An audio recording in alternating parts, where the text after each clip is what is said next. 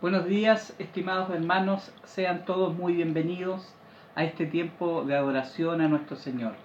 Hoy, domingo 3 de mayo, sabemos que es un tiempo especial, sabemos que hemos experimentado situaciones difíciles, emociones como angustia, crisis, tal vez desesperación, emociones naturales.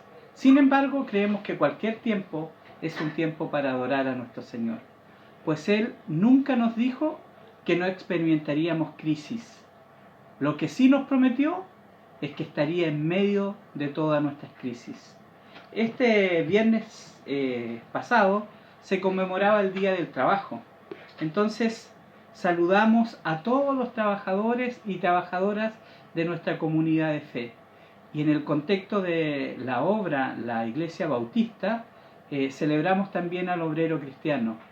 Por eso le entregamos un abrazo a nuestro pastor principal, Juan Carlos Barrera, y toda su familia, y en él a todos los que sirven en tantas áreas de nuestra comunidad. Es un agrado trabajar con tanta gente dispuesta a seguir a nuestro Señor. Con profunda gratitud les bendecimos en este tiempo especial y vamos a su palabra. Vamos a la lectura de la palabra del Señor. Gusto saludarles. El día de hoy comenzaremos a leer la palabra del Señor. En el nombre del Padre, del Hijo y de su Santo Espíritu. Amén. Estará ubicada en el Salmo 90. Ignacio Pereira va a comenzar la lectura.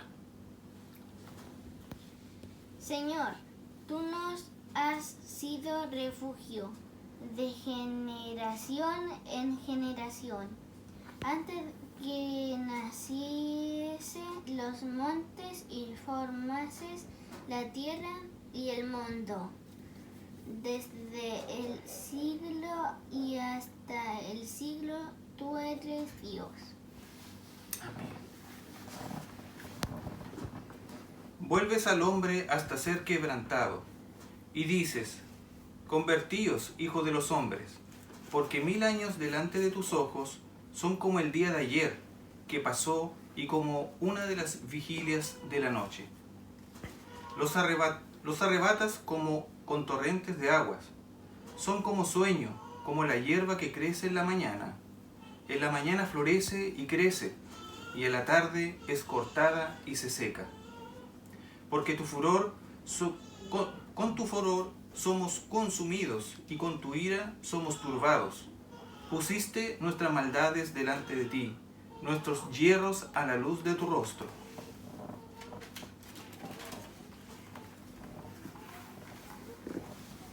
Porque todos nuestros días declinan a causa de tu ira.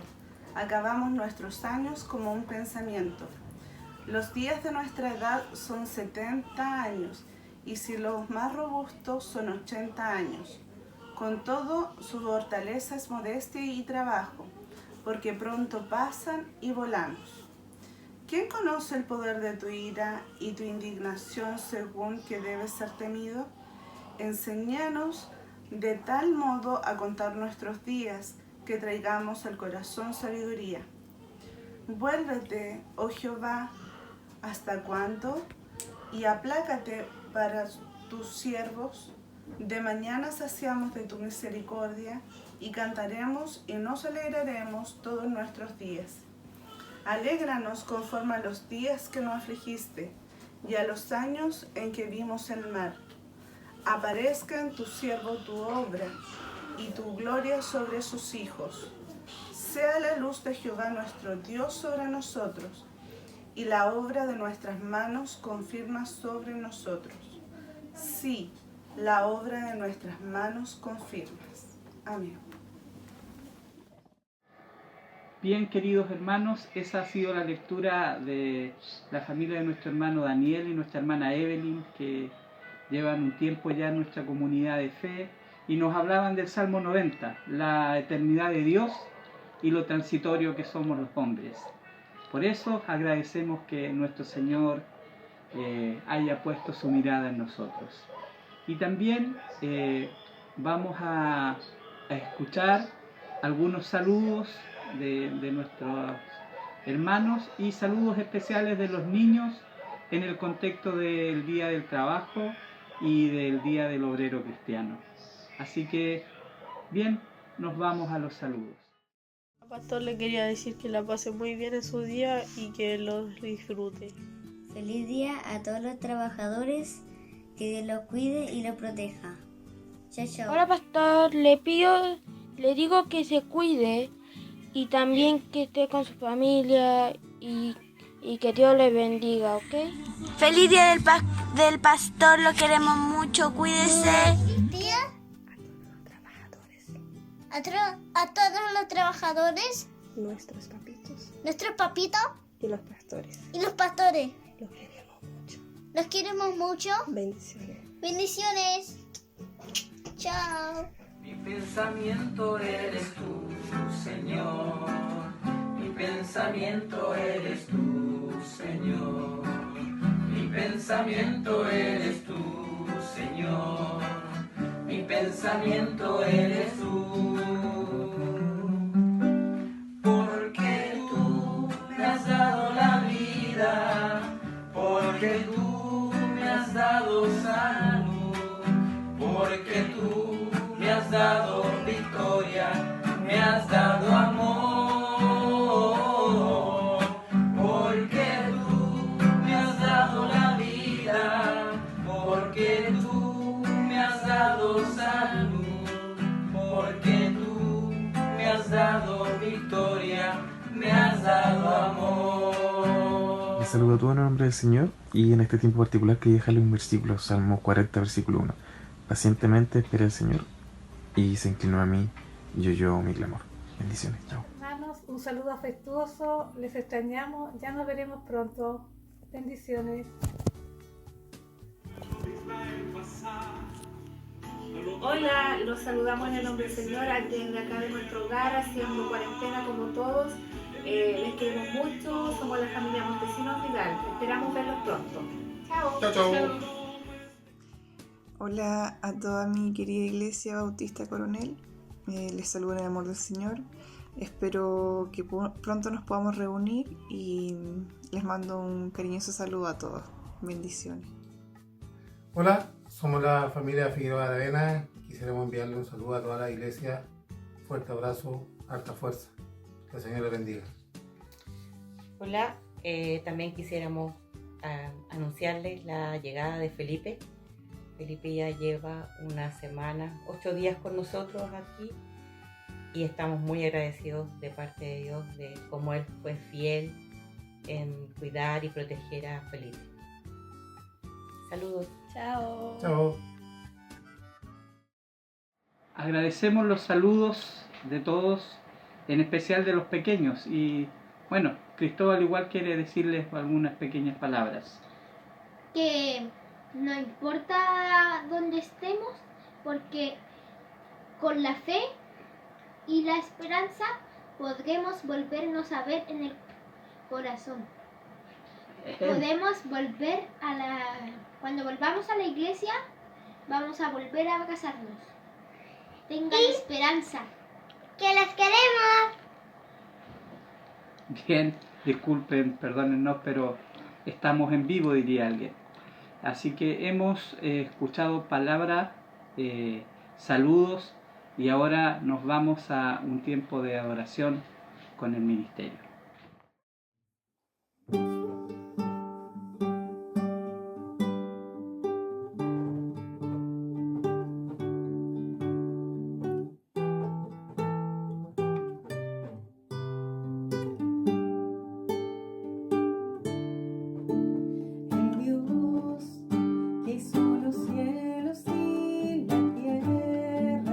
Con el poder de su palabra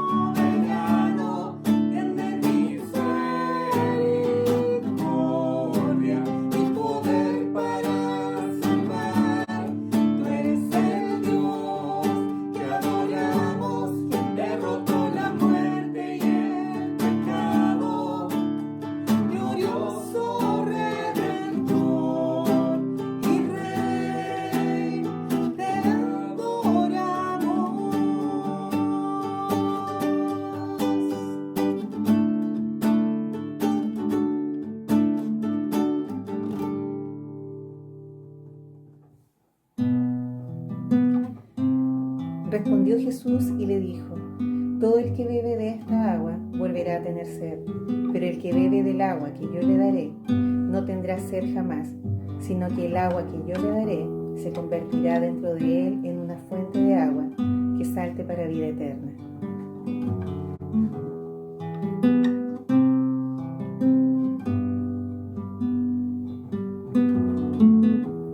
Nuestros corazones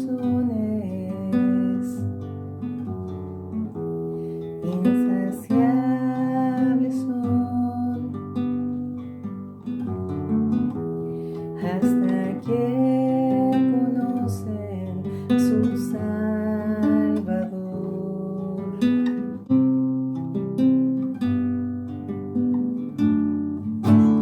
Tal y como somos nos amó, hoy nos acercamos en amor. Él es el agua que al beber nunca más tendremos sed. Jesucristo basta, Jesucristo basta. Mi castigo recibió y su herencia me entregó. Jesucristo basta, Jesucristo basta.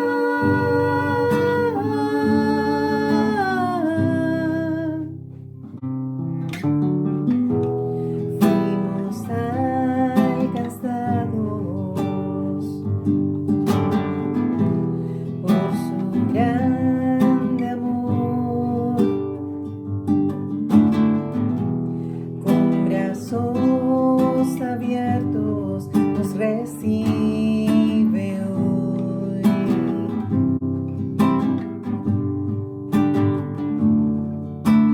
Tal y como somos nos amó,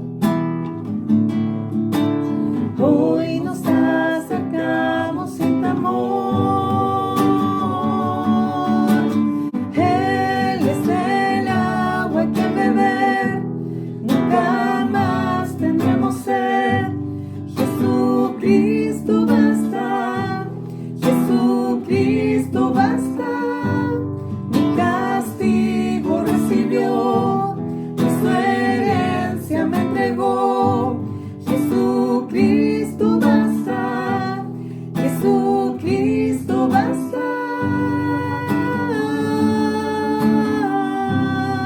Jesucristo basta.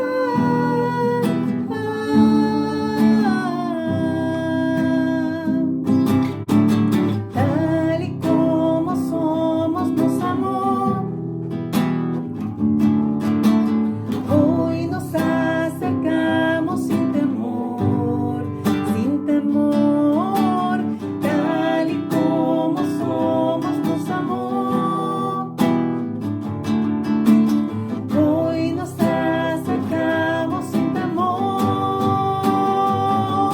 Y Él es el agua que al beber nunca más tendremos sed. Jesucristo basta, Jesucristo basta. Mi castigo recibió y su herencia me entregó. Jesucristo basta, Jesucristo basta. Jesucristo basta.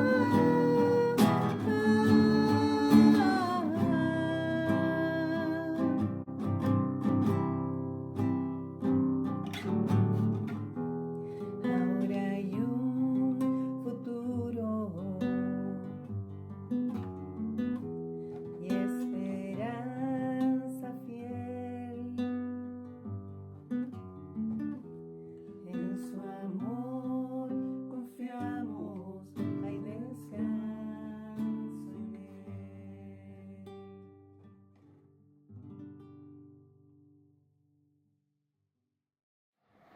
Bien, solo Jesús basta para nuestra vida.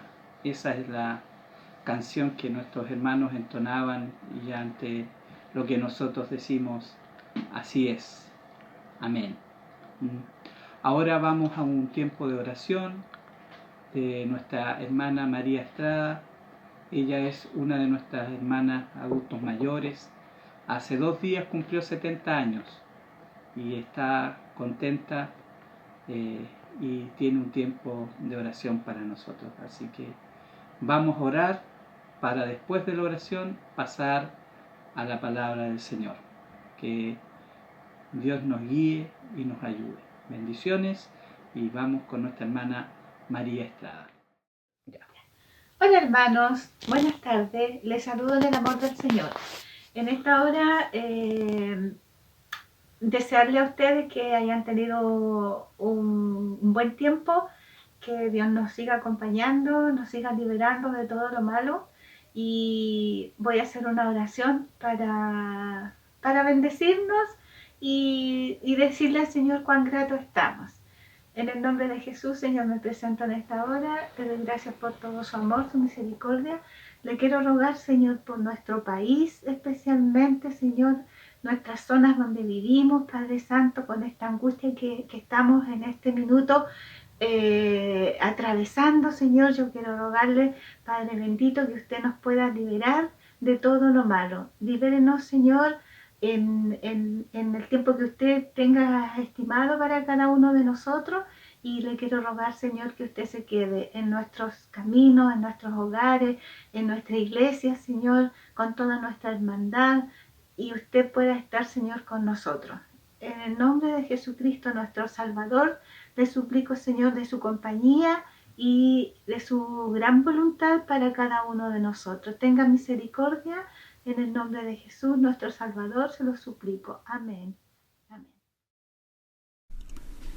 Buenos días, hermanas y hermanos que nos acompañan una vez más en esta liturgia dominical de la Primera Iglesia Bautista en Coronel. Quiero agradecer sus oraciones, su compañía en este tiempo. Gracias a todos los que ya han participado en este momento, a los niños con sus saludos, las oraciones, al pastor Marcelo, que nos ha estado cooperando también en lo que significa gestionar parte de este trabajo, a los músicos. Gracias a todos.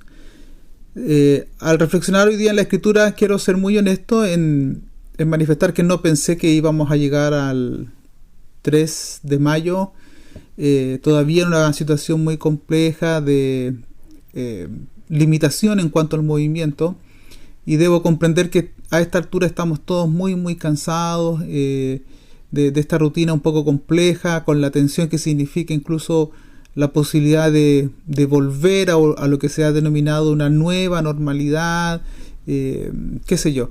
Esta serie de elementos a todos nos tienen muy cansados. Estar en la casa significa, para los que estamos en algunas tareas de servicio, también aumentar nuestro trabajo, en el sentido de tener que ajustarnos a metodologías, a tecnologías. Pero doy gracias a Dios por sus oraciones, por su compañía. Quiero ser muy franco en decir que les extraño mucho, que me gustaría mucho poder estar en una reunión con ustedes, pero seguiremos sirviendo desde la situación que hoy día podemos, o en la forma en que hoy día podemos hacerlo.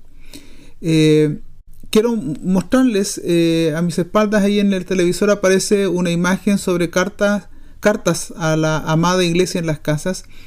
Este es un proyecto en el que fui invitado a participar, que está dirigido por Editorial Mundo Hispano, ex Casa Bautista de Publicaciones, y también la Unión Bautista Latinoamericana.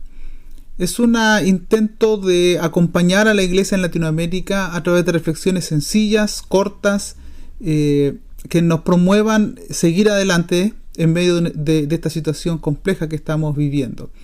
Para ello, distintos líderes de Latinoamérica fueron llamados a escribir, y a mí me pidieron escribir un capítulo muy breve, insisto, pero lo dejo a su disposición. Los que quieran tener este material es completamente gratuito. Este es un esfuerzo del Mundo Hispano para servir a las iglesias en una situación de crisis. El nombre es muy lindo, Cartas a la amada iglesia en las casas.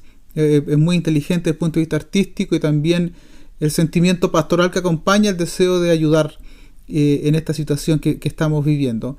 Los que quieran tenerlo pueden escribirlo, o pueden ir a la página de UBLA en Facebook, o a la página de Mundo Hispano, donde seguramente les van a pedir algunos datos, pero es completamente gratuito en formato digital para que ustedes puedan leerlo y conocer parte de la palabra pastoral de algunos líderes en Latinoamérica. En el día de hoy quiero invitarles a pensar en un poco las tentaciones de Jesús. Voy a titular esta serie, seguramente van a ser 4 reflexiones, Tentados en el desierto. Esta es la primera parte. Y me voy a basar en el Evangelio de Mateo. También voy a mirar de vez en cuando a Lucas, que también registra las tentaciones de Jesús. Y a Marcos, que de manera particular solo dice que Jesús fue tentado y nada más. No describe de qué manera habría sido tentado. Es un deseo de pensar nuestra vida en la situación de crisis que estamos viviendo. Para los creyentes, los que hemos adherido a la fe en Jesús, este diálogo, estas reflexiones sobre las tentaciones en el contexto del COVID-19 es una invitación para hacer algunos ajustes fundamentales en nuestra manera de relacionarnos, pensar en nuestra manera de vivir, en nuestras prioridades, pensar en la forma en que estamos experimentando nuestra fe y de qué manera estamos siendo fieles a la misión que Jesús nos encargó cuando estuvo entre nosotros. Yo veo esta pandemia como una oportunidad para encerrarnos obligadamente, más allá del estrés, de lo cotidiano, pensar también algunos elementos fundamentales de la vida, de la fe, de la misión, de las relaciones humanas que estamos teniendo. Lo que voy a hacer a continuación es darle lectura al texto que ustedes van a ver proyectado en mis espaldas y les invito a que me acompañen y luego haré algunas observaciones textuales para finalmente dar algunas palabras orientadoras al respecto. Esta lección o esta charla o este sermón, como quieran llamarlo, va a ser un poco introductorio al tema de las tentaciones de Jesús y que va más bien a recalar en lo que son nuestras propias experiencias de vida y algunas tentaciones personales. Leo el texto del Evangelio de Mateo en el capítulo 4 del 1 en adelante. Voy a dar algunas observaciones nomás. Dice, luego el Espíritu llevó a Jesús al desierto. Esto es muy interesante porque el mismo Espíritu que descendió en el bautismo hacia él es el que lleva a Jesús al desierto para que el diablo lo sometiera a tentación. Dentro de este relato está la idea de la soberanía de Dios. Es Dios quien impulsa a Jesús y, por así decir, permite que él experimente esta situación. Entonces vemos a este elemento en el desierto como un tiempo de crecimiento, de prueba, más bien para Jesús. Dice que después de ayunar 40 días y 40 noches tuvo hambre. El tentador se le acercó y le propuso, si eres el Hijo de Dios, ordena a estas piedras que se conviertan en pan. Jesús le respondió, está escrito, no solo de pan vive el hombre, sino que de toda palabra que sale de la boca de Dios. Luego el diablo lo llevó a la ciudad santa e hizo que se pusiera de pie sobre la parte más alta del templo y le dijo, si eres el Hijo de Dios, tírate abajo porque escrito está, ordenará que sus ángeles te sostengan en sus manos para que no tropieces con piedra alguna. También está escrito, no pongas a prueba al Señor tu Dios, le contestó Jesús. De nuevo lo tentó el diablo llevándolo a una montaña muy alta y le mostró todos los reinos del mundo y su esplendor. Todo esto te daré, si te postras y me adoras. Vete, Satanás, le dijo Jesús, porque escrito está, adora al Señor tu Dios y sírvele solamente a Él. Entonces el diablo lo dejó y unos ángeles acudieron a servirle. Lucas dice que el diablo lo dejó temporalmente, por un momento. Es decir, no lo abandonó por completo en este proceso.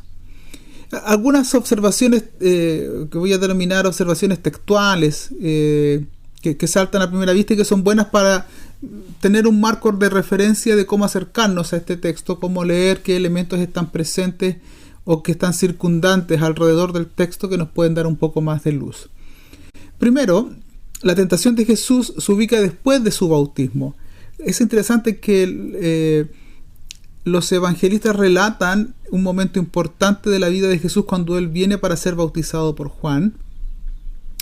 Y todos los biblistas coinciden de que está el bautismo y luego el periodo de la tentación, pero que esa es una forma de sintetizar reflejar las distintas tentaciones que Jesús tuvo durante la vida.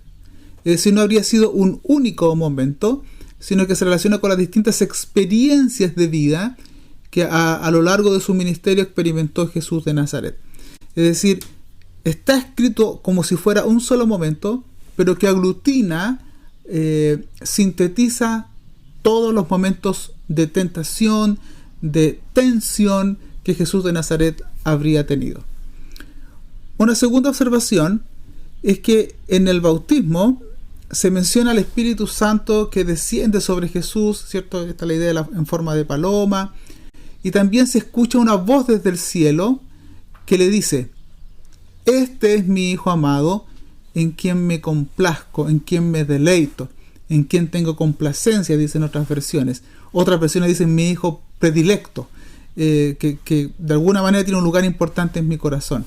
Esta es una expresión que no tiene que pasar desapercibida, porque al estar antes de la tentación, es interesante que la voz que se escucha le da identidad a Jesús. Este es mi Hijo amado. Eso va a ser importante al momento de leer las tentaciones en el contexto del bautismo y aquella voz que tanto Lucas como Marcos plantean que del cielo se habría escuchado sobre la identidad de Jesús. Otra observación es que el texto usa el término diablo, acusador, vendría a ser una traducción que es una palabra que viene del latín y de ahí al griego, pero que tiene su símil con la palabra Satanás, que es otra expresión que más bien evoca la idea de un adversario. Y es curioso porque cada vez que en Mateo aparece que el tentador va a hablar a Jesús, el autor, Mateo, le llama el tentador o le llama el diablo, el que acusa, el que tienta, el que presiona. Cada vez que él le va a hablar, dice, vino el tentador y le dijo, vino el diablo y le dijo. Pero cuando Mateo registra que Jesús habla directamente con este personaje, no utiliza el mismo nombre de diablo o tentador, le dice Satanás. Y la expresión Satanás quiere decir adversario. Eso da la idea de que en el diálogo, si bien se ve como una tentación para Jesús, Jesús observa en ese personaje a alguien que contradice el proyecto que el Padre encomendó a Jesús realizar. Un enemigo, un adversario, uno que va en contra de ese proyecto. Es interesante porque Jesús lo identifica así. En las tentaciones, más que un problema moral para Jesús, en las tentaciones se observa un deseo de ese personaje de oponerse al proyecto de Jesús en cuanto a forma de realizarse y en cuanto al fondo mismo de lo que debe comunicar. Una cuarta observación es que la tentación se realiza por un periodo de 40 días en el desierto. Es evidente que cualquier judío, tal vez no para nosotros tan evidente, pero cualquier judío sabe que el número 40 evoca los 40 años que pasaron en el desierto. Para los que no tienen conocimiento de la historia, el libro de Números nos relata que una vez que Moisés termina su proceso, Josué introduce a un grupo de personas para que sean espías, y esos espías se demoran 40 días en una labor de evaluación de cómo era la tierra. Y bueno, como no creyeron, el castigo habría sido el siguiente: 1 año por cada día. 40 días se demoraron, 40 años van a estar girando en el desierto sin llegar a destino todavía, para que ellos aprendieran el cómo depender de Dios. De ahí viene en el desierto la figura del maná, la dependencia y qué sé yo. Por lo tanto, el desierto para los judíos evoca la idea de un momento de prueba, en donde hay una oportunidad para crecer, para enfrentarse con algunas cuestiones fundamentales de la vida. Entonces no es casual que Jesús, los escritores de los evangelios lo ubiquen en el desierto 40 días. Es decir, es un momento para definir cómo se va a vivir el proyecto, de la misma manera en que los israelitas tuvieron que definirlo en el desierto durante 40 años. Hay una idea, una figura que está muy muy claramente ahí presentada y que uno debe tenerlo presente cuando quiere leer las tentaciones de Jesús como un momento también de prueba, de crecimiento personal. Y una quinta observación es que solo después de la tentación en el desierto, Jesús comienza su ministerio público. Solo después de la tentación, Jesús comienza su ministerio. Esto es bien interesante desde mi punto de vista, porque alguien diría, bueno, ya fue bautizado, ya recibió el Espíritu y ya está. Sin embargo, en este periodo de la tentación hay un tiempo de introspección, de meditar en la Escritura, de meditar en los costos del proyecto, de enfrentar cuáles son las motivaciones, de definir si va a seguir el camino propuesto por el Padre o va a buscar una opción alternativa. Incluso es más, uno puede desprender que hay una lucha de comprensión de la Escritura, porque en este diálogo con el adversario, el texto bíblico es citado de un momento a otro de manera recíproca. El tentador menciona el texto bíblico y Jesús responde con el texto bíblico. Hay una discusión, llamaría a alguien hermenéutica, cómo comprender el texto bíblico, qué lugar ocuparía la Escritura para comprender el proyecto de Dios en la persona de Jesús de Nazaret. Todos estos elementos están presentes en ese cuadro. Como ven, son bastantes elementos que uno tiene que tener presente a la hora de acercarse a este texto. El día de hoy no vamos a desarrollar ninguna de las 3 tentaciones.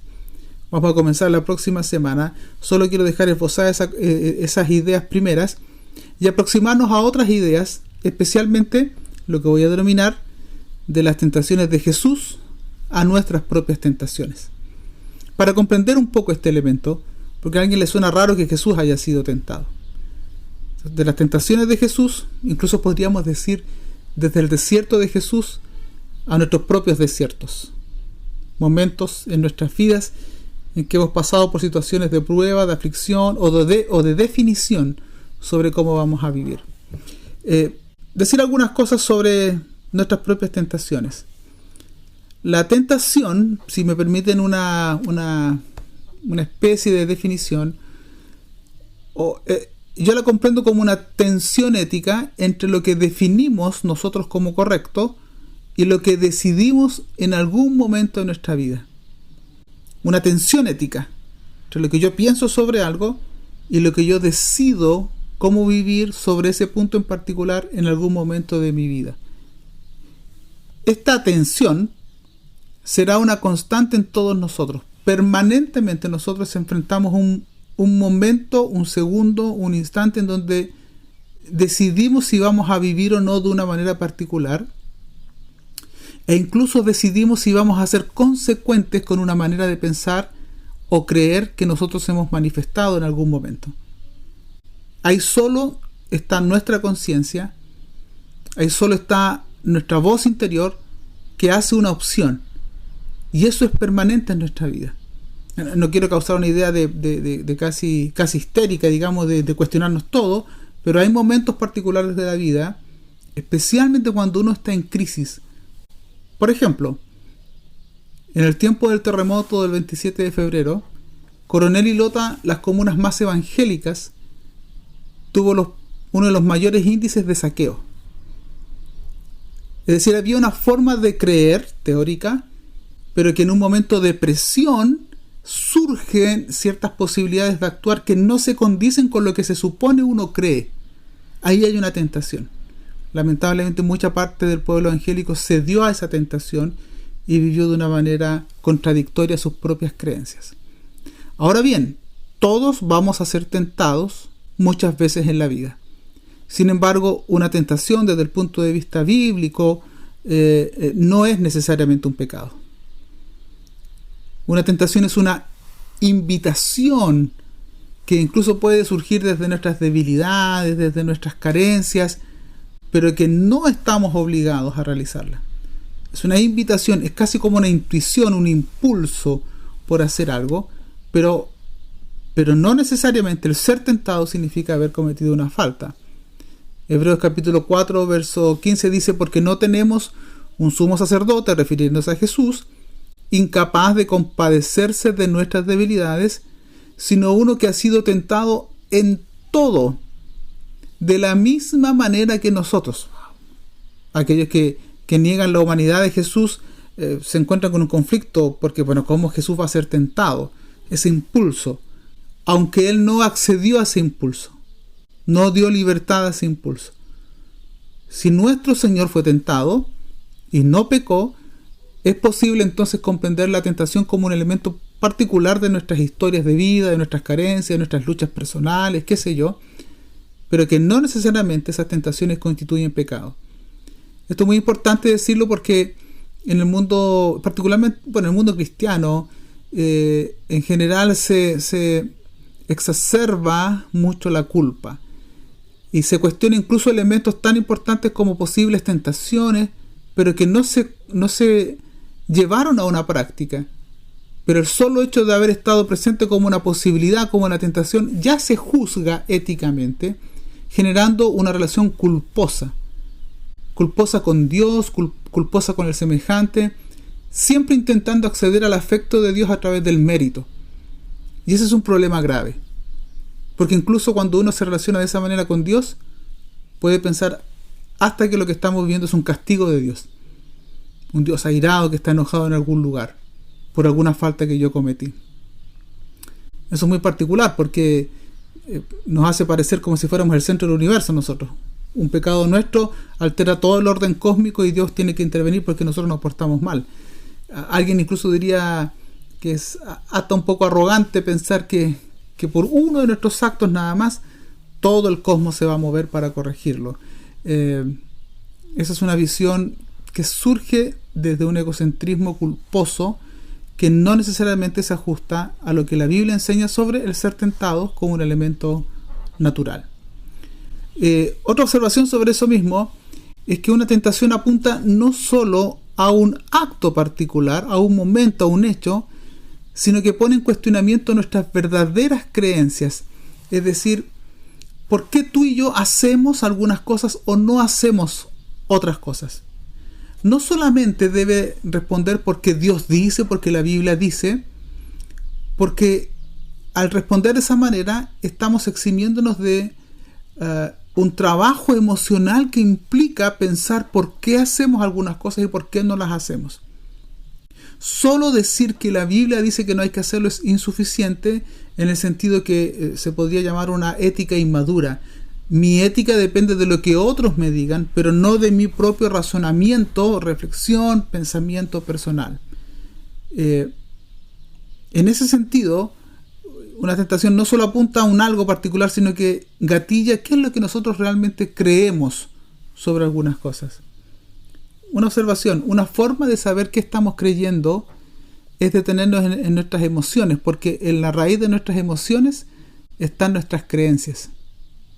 Por ejemplo, me siento no querido, una persona, disculpe el ejemplo burdo que voy a colocar, voy a un lugar y de pronto una persona que yo quiero no me saluda como yo pensé que debiera saludarme y de inmediato me siento mal. ¿Por qué? Porque en alguna parte de mí comienzo a pensar o mantengo esta creencia, esa persona no me quiere. Si esa persona me quisiera, debió haber actuado de esta manera. Me siento mal porque hay una creencia en mí que activa esa emocionalidad.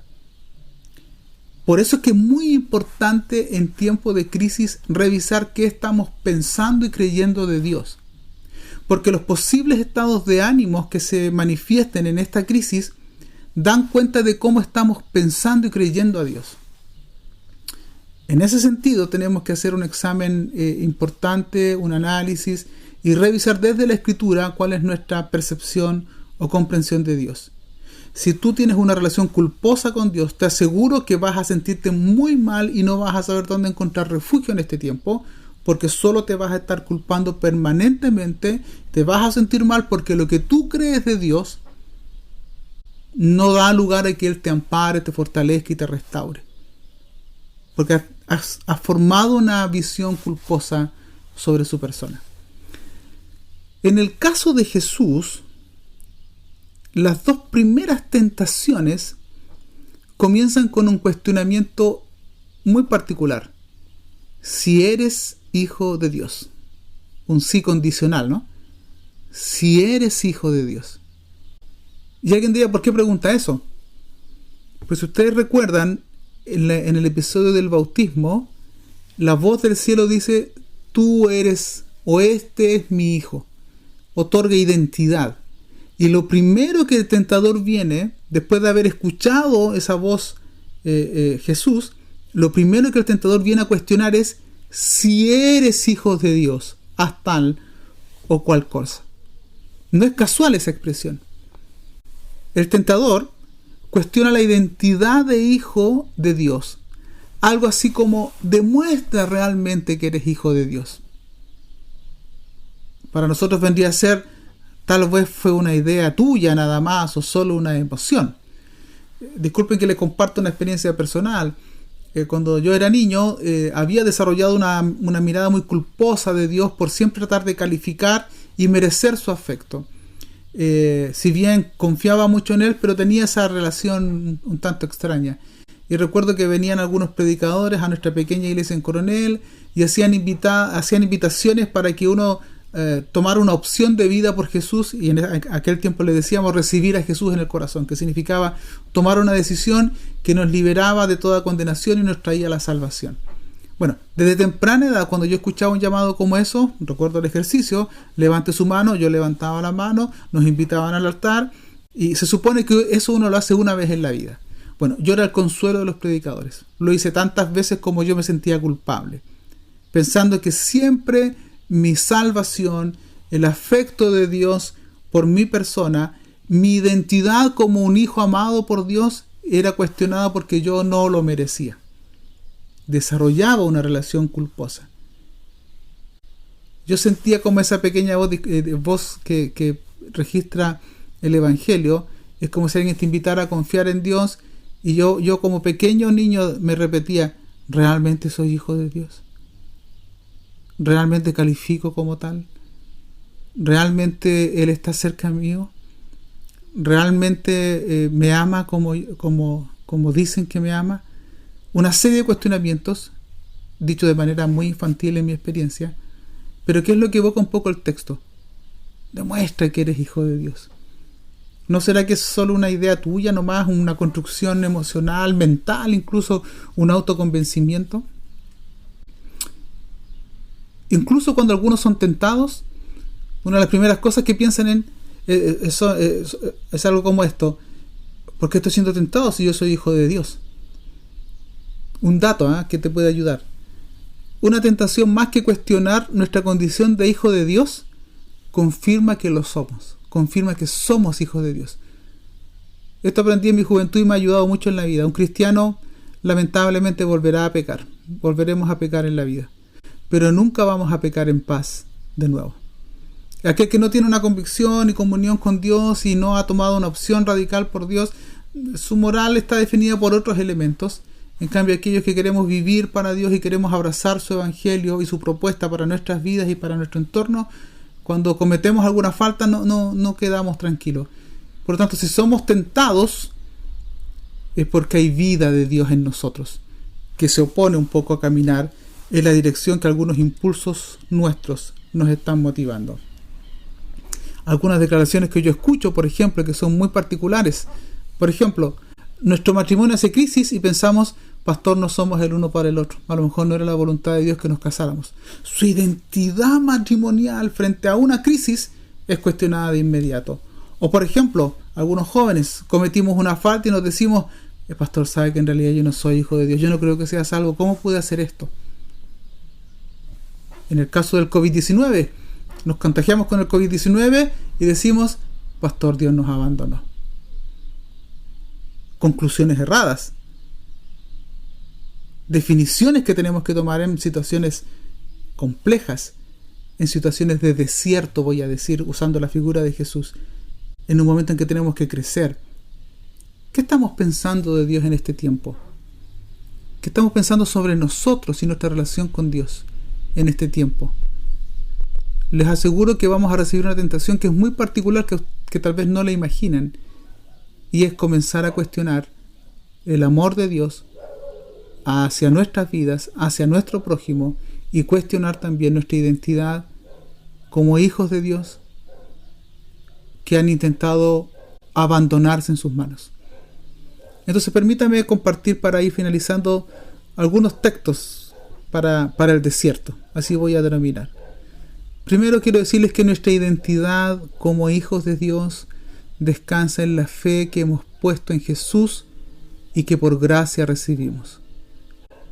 La Biblia dice en Juan 1, 12 y 13, mas a cuantos lo recibieron, a los que acogieron a Jesús, esa es la idea, a los que creen en su nombre, les dio el derecho de ser hijos de Dios. Ese texto es muy lindo porque está usado en un contexto que abre la posibilidad a los que no son judíos.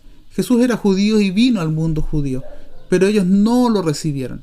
Bueno, a los que sí lo recibieron, no importaba si eran judíos o no, de una religión o no, a los que sí se abrieron a la propuesta de Jesús, a todos ellos les dio el derecho de ser hijos de Dios. No como algunos pensaban de aquel tiempo, solo los hijos de Abraham, solo los descendientes de Abraham pueden ser hijos de Dios.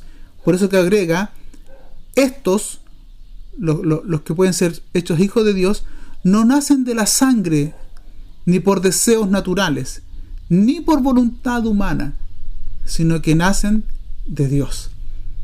Amigos, somos hijos de Dios en tanto somos parte de su creación, y los que hemos tenido la posibilidad de acceder al Evangelio de Jesús y con ello tener apertura a lo divino, se nos señala como hijos.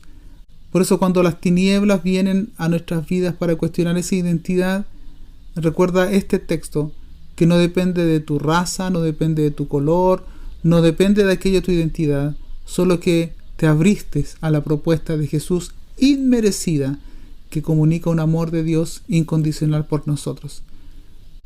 Otro texto que te puede ayudar. Tú y yo fuimos creados para el bien. Efesios 2, del 8 al 10, que se utiliza mucho para algunas cosas, dice algo más. Dice, porque por gracia ustedes han sido salvados mediante la fe.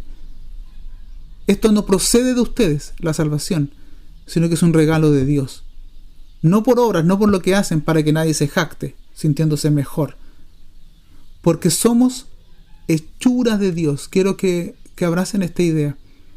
Cuando somos tentados, no cuestionemos nuestra identidad. Somos hechura de Dios, creados en Cristo Jesús para buenas obras, las cuales Dios dispuso de antemano a fin de que las pongamos en práctica.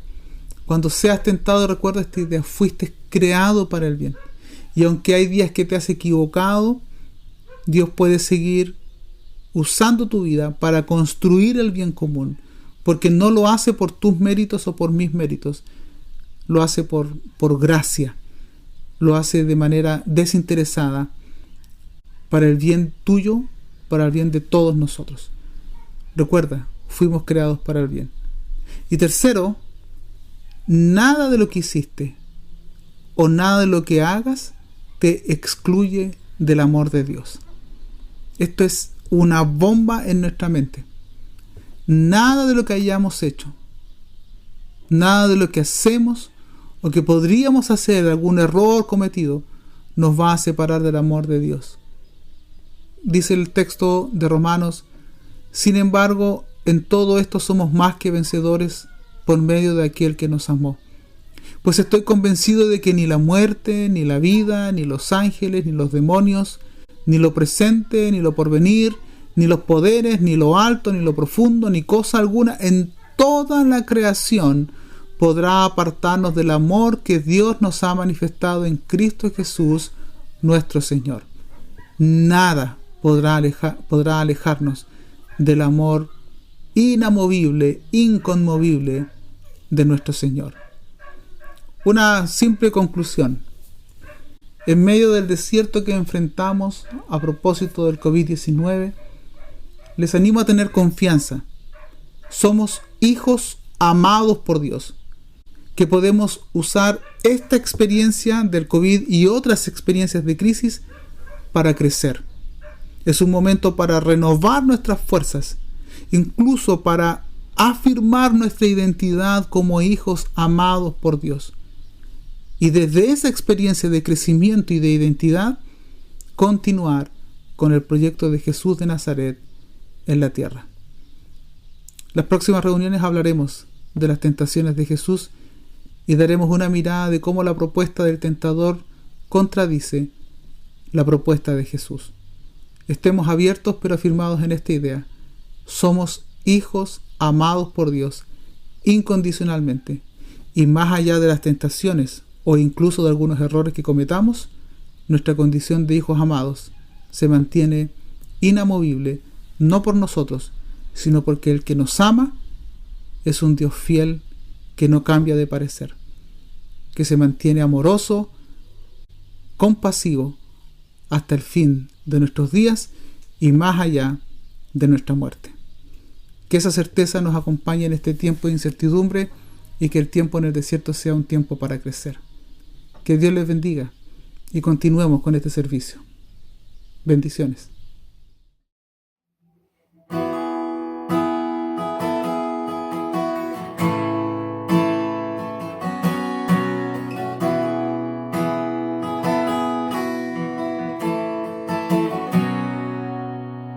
En ti confía mi corazón, en ti reposa mi alma, mi ser, descansa en ti, puedo ser feliz. En ti confía mi corazón, en ti reposa mi alma, mi ser, descansa en ti, puedo ser feliz, porque sé que estás obrando tu perfecta voluntad. En mi vida estás obrando tu perfecta voluntad. En ti confía mi corazón, en ti reposa mi alma, mi ser, descansa en ti, puedo ser feliz, porque sé que estás obrando tu perfecta voluntad. En mi vida estás obrando tu perfecta voluntad. En ti confía mi corazón, en ti reposa mi alma, mi ser, descansa en ti, puedo ser feliz.